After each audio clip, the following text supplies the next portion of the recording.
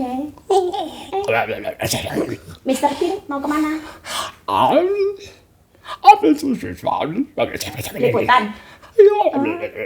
Berita kriminal. Ada berita apa sekarang? Ambil sesuatu. Harimau. No. Apa itu? Setan.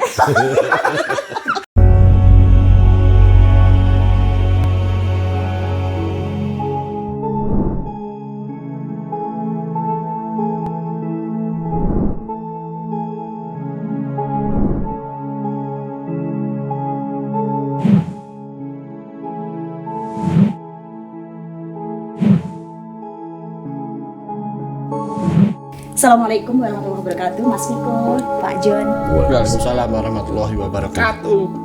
Terima kasih atas kehadirannya di sini di podcast Ngobrol Bareng bersama Dinda Kirana Ngonsendika, dan kita di sini masyarakat di Kabupaten Jepara, juga semua penonton di Ngonsendika pengen tahu ya suka duka dari seorang media profesional, media jurnalis itu seperti apa. Di sini nanti kita sharing bareng peran pers dan medsos di era digital itu bagaimana. Ini kalau kita melihat sosok Pak Edi Prasaja, ini biasa disapa dengan Mr. John atau Pak John, ini dari Ketua Almi Jepara. Kemudian di sini ada Mas Viko Rahman yang dulunya menjadi sosok yang sangat terkenal, artis Indonesia yang membahana Mr. Bean, tapi sekarang terjun ke dunia media. Beliau ini pimpinan redaksi portal media online Quinsa@id Jepara ya, Mas Viko ya. Baik, terima kasih. Ini nanti bisa kita sharing bareng di sini ya Pak John ya, seperti apa media, suka dukanya bagaimana, bisa disampaikan. Kita menjaga pers untuk tetap bebas dan aman dalam menjaga peran pentingnya di masyarakat terbuka di era sekarang. Sikap-sikap yang bagus itu yang bagaimana Pak John terlebih dahulu? Ya, saya Pak Edi John tadi sampaikan bahwa saya seorang media, suka duka kami itu ketika berita kami tidak ada yang mengunjungi ya. Tidak ada yang mengunjungi. Yang kedua, ketika kita menawarkan tetapi tidak ada yang mengakomodir. Nah, kemudian menjadi pemikiran bagi kami bahwa bagaimana caranya. Nah, ini untuk saya dan untuk teman-teman yang lain juga, bahwa mari kita tunjukkan profesionalitas kita sebagai seorang jurnalis. Bagaimana sih kita menciptakan, kita harus membuat sebuah karya-karya jurnalistik yang bisa tersampaikan kepada masyarakat, yang memiliki sifat edukasi, memberikan kecerdasan kepada masyarakat, menyampaikan yang jujur. Jangan ada berita-berita bohong, kemudian itikat yang buruk, sehingga nanti sampai kepada masyarakat menjadi berita yang menyesatkan. Jangan seperti itu. Terlebih dari media sosial yang sekarang begitu luar biasanya, maka sedikit saja membuat sebuah kesalahan, maka itu akan menjadi fatal. Bagi seorang media atau jurnalis, maka perlu untuk mengupgrade dirinya sendiri supaya bisa menjadi profesional, maka menulis. Tugas dari jurnalis menulis. Belajar menulis dan menulis. Menulis dan menulis. Karena dengan kita menulis, maka kita akan tahu kemana salah kita, kekurangan kita, dan kita segera akan memperbaiki. Dengan begitu, nanti kita akan terupgrade diri kita, kemudian kita bisa memberikan sebuah karya jurnalistik yang memang layak. Belajar menulis dan menulis di sini ya, tugas jurnalis itu ya Pak, supaya bisa menjadi seorang jurnalis media yang profesional itu tadi. Terlebih di era digitalisasi seperti saat ini, harus bisa diakui, jangan kemudian terus tadi ya membuat berita bohong dan lain sebagainya. Menyambung dari apa yang disampaikan Mr. John atau Pak John, Mas Viko ini seorang jurnalis juga, seorang media profesional juga. Gimana sih Mas Viko, menurut Mas Viko, kita sebagai media harus membawa diri menjadi seorang jurnalis yang profesional? Itu mungkin ada kode etik yang harus kita pegang teguh, menulis yang benar, menulis yang bisa dipahami, menulis yang bisa diterima masyarakat. Seperti apa Mas Viko? Iya betul, terutama menulis, kita menulis yang benar, menulis dari sumber terpercaya. Kalau bisa 2-3 narasumber, yang terus kita kerjasama dengan masyarakat. Masyarakat artinya masyarakat yang tokoh-tokoh masyarakat yang bisa kita ikut nge-up dari postingan-postingan mereka gitu. Tidak jauh beda sama halnya gini. Kalau saya ngambil postingan dari tokoh-tokoh masyarakat, begitu juga wartawan Jakarta mengambil postingan dari artis-artis. Gak jauh beda kan berarti kan. Nah, berarti kita ada kerjasama dengan masyarakat. Kalau yang media Jakarta kerjasama sama artis, sama artis itu loh, apa yang diposting artis itu sekarang jadi berita. Nah, musimnya seperti itu. Jadi sekaligus kita memberikan informasi yang akurat untuk masyarakat, terpercaya untuk masyarakat, karena masyarakat atau medsos itu, semua masyarakat di medsos itu rata-rata sekarang jadi konten kreator. Anak muda semua jadi konten kreator. Dari video kecelakaan sedikit pun di video diposting, ditulis aur-auran. Nah, kita menjaga itu, kita mengumpulkan data-data itu, kita merangkum jadi informasi yang sempurna, yang akurat, terpercaya, pokoknya yang akuntabel seperti itu. Mas Viko, pengalaman dari Mas Viko menjadi seorang media yang profesional sekian lama ya, tentunya banyak sekali suka duka, bisa disampaikan ke kita? Mungkin ada kisah-kisah yang pernah waktu itu sebenarnya sih ada keluhan dari seseorang. Saya kira bukan siapa-siapa. Terus dia bilang, saya ini kecewa sama suami saya, terus suami saya itu ternyata selingkuh. Saya kira suaminya tuh ya orang biasa gitu kan. Saya wawancara, berarti kan satu sumber, terus ada sumber lain, iya benar ini dari Pak RT, iya benar saya lihat sendiri kemarin bawa cewek ini, iya berarti kan dua sumber, dari si istri sama si tetangga sama Pak RT itu. Saya tulis, terus si suami itu saya inisial, ternyata orang terkenal. Oh gitu. Nah, kalau kayak gitu seperti itu, menurut Pak John gimana Pak John ya? Menanggapi ya Pak John ya? Kita bener kan Pak, dari luar narasumber, fotonya nggak ada, si tokoh itu inisial. Taat kan langsung terkenal, tapi masyarakat tahu bahwa tokoh itu gitu loh. Ini ada masalah ya Pak John ya, seperti yang disampaikan Mas Viko tadi. Suka duka seorang media jurnalis yang disampaikan Mas Viko. Sebenarnya di balik semua ini tuh yang benar seperti apa sih gitu loh? Iya, seringkali memang seperti itu. Kadang-kadang ada hal-hal yang memang menjadi blunder. Namun ada hal yang memang ketika tadi kita cermati bahwa ada seseorang yang curhat terkait dengan suaminya, maka tidak kewajiban kita atau kita menulis kemudian curhatnya saja, tetapi ada proses yang harus kita laksanakan, yaitu konfirmasi. Konfirmasi. Ketika kita sudah mendengarkan satu pihak, maka kita konfirmasi dengan pihak yang lain. Sudah Pak. Yang itu. Kalau dua-duanya sudah dikonfirmasi, kemudian kita minta izin untuk up. Ketika tidak mengizinkan, maka jangan di-up. Ketika mengizinkan, kemudian minta untuk ditarik kembali, maka kita harus melayani. Yang kedua, bahwa ada jawab tadi yang bisa saya sampaikan bahwa silahkan kalau misalnya ada hal yang dia anggap itu perlu untuk di take down atau untuk klarifikasi, maka media tersebut memberikan kesempatan untuk narasumber klarifikasi supaya nanti beritanya kemudian diubah atau menyampaikan berita yang sebenarnya atau klarifikasi yang sebenarnya begitu. Karena seringkali ada yang tidak mau juga. Nah, ini kesalahan media, harus memberikan hak jawab kepada klien ataupun narasumber. Berarti kedua-duanya harus dikonfirmasi terlebih dahulu. Betul. Ya. Oke. Untuk menghindari miskomunikasi. Ketika saya ada orang ngomong, Pak, bojoku selingkuh karo tukang bakso. Nah, bener nggak?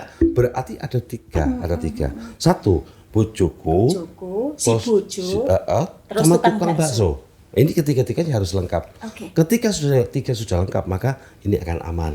Ya, kita sebagai media kita harus merdeka menyampaikan itu, menulis semuanya harus dengan merdeka, tanpa tekanan atau intimidasi. Tetapi harus yang jujur dan benar. Yang jujur dan aktual. Yes. Iya, gitu Mas Viko. Iya betul. Bisa tapi waktu itu saya nggak sabar. Yang satu dihubungi susah, kesuwen, langsung diabus. Oh gitu ya. Pembacanya itu pengalaman suka duka ya Mas? Iya, tapi memang saya menyadari itu salah. Karena saya konfirmasi nggak diangkat-angkat, nggak aktif. kelamaan langsung diangkat. aja. Sekitar Baik, ya. Pak John, tadi ya permasalahan-permasalahan yang dihadapi oleh seorang media, suka dukanya yang dihadapi oleh seorang media, timbul pertanyaan dari saya, bagaimana sih cara beradaptasi ya seorang media ini untuk menjaga akurasi dan verifikasi data informasi yang di-up itu tadi di tengah tuntutan kecepatan berita di era digital seperti saat ini, dan berita yang kita up itu aman, begitu loh Pak. Kini kita diminta cepat, tapi berita itu aman, sesuai aktualisasi dan akurasi, dan tulisannya juga sesuai aturan-aturan kode etik seorang jurnalis. Ya, tetap kita harus mengikuti kode etik jurnalistik bahwa jika mengedepankan konfirmasi, artinya bahwa setiap sumber yang kita dapatkan harus diuji dulu. Tidak boleh kemudian langsung, kecuali tadi bahwa kita diminta untuk iklan ataupun celebration. Nanti kan Mas langsung. Viko, kesuwen ini orangnya HP-nya mati. Nah itu kan kita butuh cepat gitu loh Pak. Iya, jadi bahwa, kita melihat bahwa apa yang kita bawa nanti, apa yang kita sampaikan ke masyarakat. Kalau tentang privasi seseorang maka ini sangat riskan. Kita butuh yang namanya konfirmasi ke pihak-pihak narasumber supaya tidak menjadi kesalahan ataupun tidak menjadi miss. Kemudian yang kita sampaikan ke masyarakat tadi itu menjadi pencemaran atau menjadi pencemoohan dan sebagainya. Jadi tetap harus pakai kode etik jurnalistik, mengedepankan satu, konfirmasi, yang kedua asas praduga tak bersalah. Jadi itu nanti tulisan kata kita nanti juga diduga. Kemudian proses konfirmasi ketika kita tidak bisa menghubungi maka kita harus menulis pihak si A sudah kita konfirmasi tetapi tidak memberikan statement atau belum memberikan statement, maka itu bentuk konfirmasi. Kalau gitu seperti apa sih Pak? Kita semua juga pengen belajar di sini ya, termasuk teman-teman media di seluruh Kabupaten Jepara ini, menjadi seorang media yang profesional, menjadi seorang media yang benar. Itu seperti apa sih Pak? Ya, tentunya satu, harus identitasnya jelas. Yang kedua, bisa dipercaya dong. Bisa dipercaya seperti apa? Menulis sesuai dengan fakta. Kemudian jangan lupa bahwa ada etis yang harus kita kedepankan juga. Ketika hal-hal yang bersifat privasi pribadi, jangan kemudian pure kita tuliskan, misalnya terkait tentang pencurian, tentang perselingkuhan atau hal-hal yang berhubungan dengan moral, maka ada yang namanya etis tadi. Kita blur, kita samarkan sebagainya supaya nanti ini menjadi kenyamanan bersama. Sopan gitu ya berarti. Betul, iya. Media yang sopan gitu. Iya, jadi tidak kemudian yang penting viral, gitu. Yang penting banyak-banyak. Tetapi kita harus mengingat bahwa ketika kita salah menulis, maka ini menjadi justifikasi, menyudutkan, berita hoak, intimidasi dan sebagainya. Jangan sampai terjadi. Ini harus kita pegang. Iya, jadi jangan sampai kemudian yang kita sampaikan adalah penyesatan atau pembohongan publik. Pembohongan publik. Iya. Oke. Gitu, Mas Viko. Sekarang tadi seperti yang disampaikan ya, kita menyambung dari Pak Edi atau Mr. John. Sikap yang harus kita ambil yang seperti apa? Mas Viko ini kan sering di lapangan, sekian lama bergelut di dunia media juga. Meskipun Mas Viko ini juga kita melihat seorang artis, tetapi juga sekarang bergelut di dunia media. Media yang Mas Viko pegang, kebanyakan yang Mas Viko ambil adalah soal kriminalitas. Kalau kita melihat dan selalu mengamati kegiatan-kegiatan Mas Viko, sering, tidak semua sih, sering kriminalitas, peristiwa dan lain sebagainya. Sikap yang Mas Viko ambil ketika ada yang mengesampingkan seorang media di liputan di tengah-tengah lapangan yang sangat padat liputan, gemuruh orang berlalang banyak sekali, kemudian kita merasa diabaikan begitu sebagai seorang media. Sikap bijak yang harus diambil Mas Viko bagaimana? Yang pertama, kalau ya disampingkan ya udah nggak apa-apa. Itu cuma satu konten kok. Gitu ya, nyantai banget. Karena dalam media kan ibaratnya setor sekitar 10-15 konten, 15 berita, berarti itu satu konten. Lihat dulu beritanya, kalau seremonial juga pembacanya nggak banyak. Oh gitu. Lebih baik ngambil dari peristiwa atau postingan-postingan medsos, Facebook itu, peristiwa kecelakaan atau ketipu atau suami gitu selingkuh. Karena saya lebih mendahulukan berita-berita dari postingan di Facebook. Contohnya Mencari berita di Facebook kemudian di kemudian saya inbox, saya tanya narasumber si A, si B gitu kayak gitu, terus itu lebih pembacanya lebih banyak karena saya mengejar pembaca. mengejar membaca di ada berapa media sih yang Mas Viko pegang? Media online? Cuma satu. Ya Quinsa aja itu. Quinsa aja itu ya. Terus kemudian sekarang Twitternya sudah banyak di Mas ya? Ya alhamdulillah. Sudah dapat uang di situ ya? Ada. Ya kan dapat berita dari iklan. Okay. Dari iklan website itu. Gitu ya Mas Viko ya. Karena untuk sementara media saya belum kerjasama dengan pemerintah, makanya lagi nyari nama dulu. Oke, nyari nama dulu sebentar ini. Baik Mas Viko.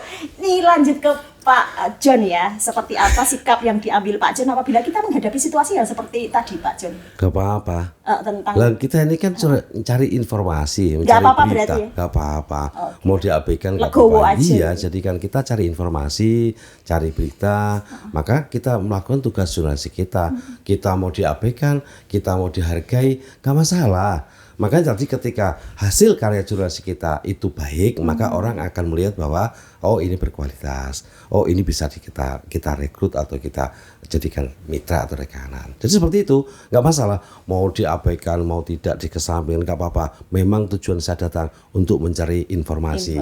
Itu tugas yang memang harus wajib dilaksanakan bahwa media atau bahwa jurnalis mencari informasi untuk dijadikan karya-karya jurnalistik.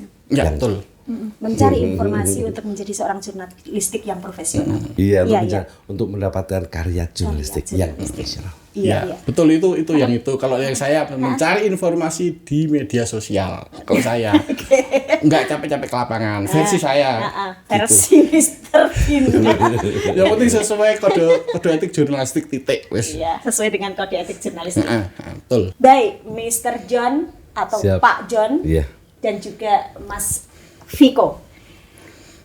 Kalau kita melihat ya, media di Kabupaten Jepara ini kan sangat banyak sekali.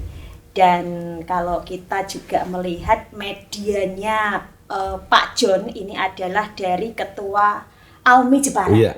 Banyak yang mengundang Pak John untuk meliput informasi-informasi aktual yang ada di Kabupaten Jepara. Kenapa? Mereka lebih suka mengundang Almi atau Pak John untuk meliput. Kayaknya keren gitu kalau nggak ada Pak John kayaknya nggak liputan gitu. Mengundang dia daripada saya gitu Iya. maksudnya ya. Kan gitu. Kemudian kalau Mas Viko ini juga sama loh Mas. Iya. Ini Quinsa sangat terkenal loh Mas. Terutama di berita-berita yang rilis-rilis yang hot-hot itu. Yang kesabar petir semua. Kalau nggak ada Mas Viko kayaknya kurang jos. Betul. Nanti satu persatu memberikan alasan-alasannya Ya, ya. betul. Pak John dulu mungkin. Ya, Pak John atau Ketua Almi atau media saya Warta Java Indo selalu siap untuk melayani masyarakat dan pemerintah juga ketika hal-hal yang memang perlu disampaikan, ya kita akan sampaikan sesuai apa adanya sehingga apa yang menjadi kehendaki atau aspirasi masyarakat maka akan sampai kepada pemerintah daerah tentunya.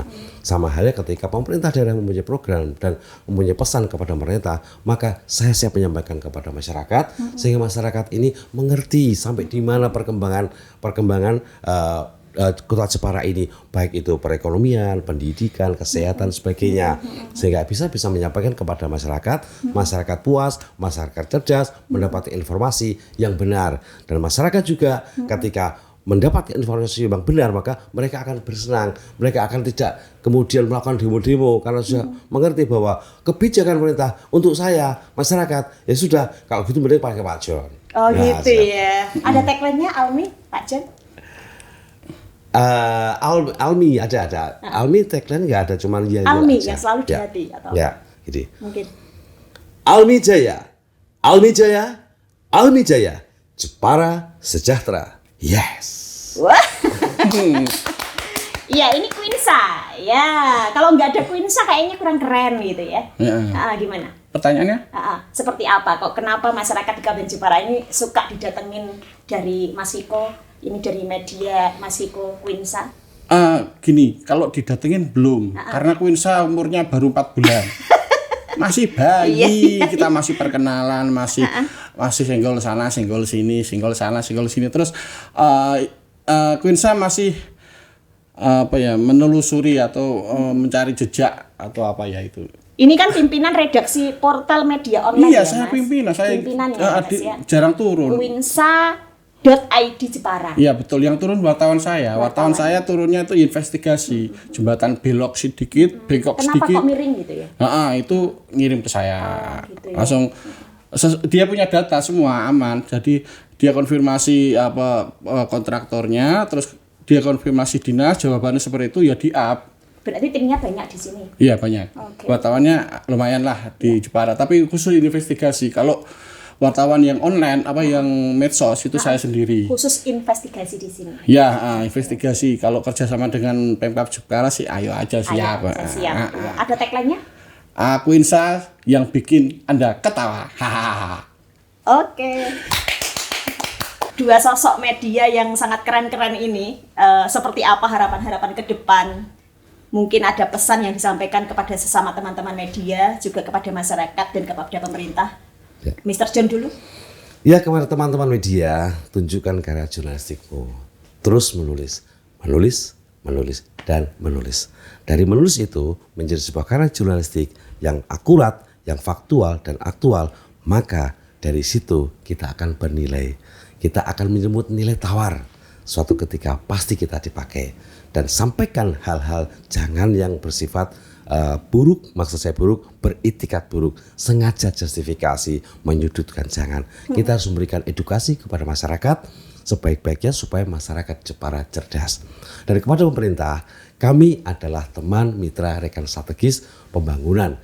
Jadi mari manfaatkan kami untuk kami menyampaikan program, kemudian kebijakan dari pemerintah daerah untuk kita sampaikan kepada masyarakat. Yaitu yang akuntabilitas, kemudian yang transparansi, dan kemudian tetap menjadi kebanggaan masyarakat karena kebijakan-kebijakan yang diharapkan adalah pro atau berpihak kepada masyarakat.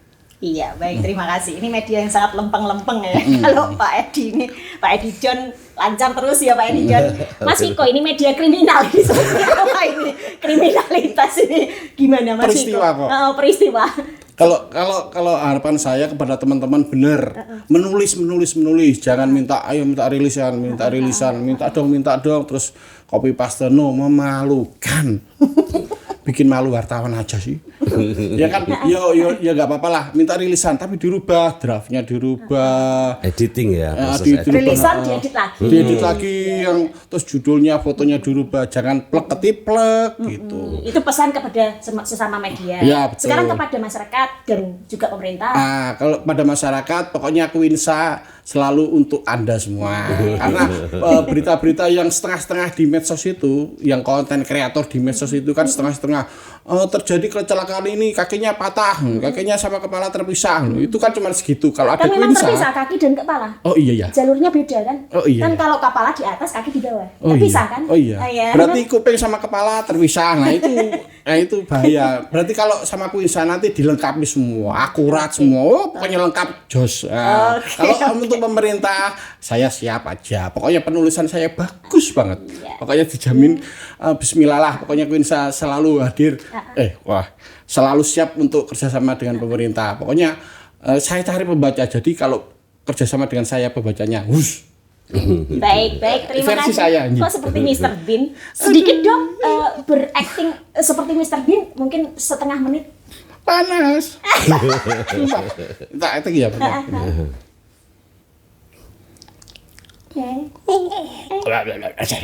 Mr. Bean mau kemana? Liputan. Berita kriminal. Ada berita apa sekarang? Harimau. Apa itu? Setan. Baik, terima kasih Mr. Bean, terima kasih juga untuk Mr. John. Ini Mr. semua ya. Dan semoga ini menjadi penyemangat buat kita semua, teman-teman media di seluruh Kabupaten Jepara khususnya, dan semoga ini bermanfaat untuk kita semua. Assalamualaikum warahmatullahi wabarakatuh. Waalaikumsalam warahmatullahi wabarakatuh.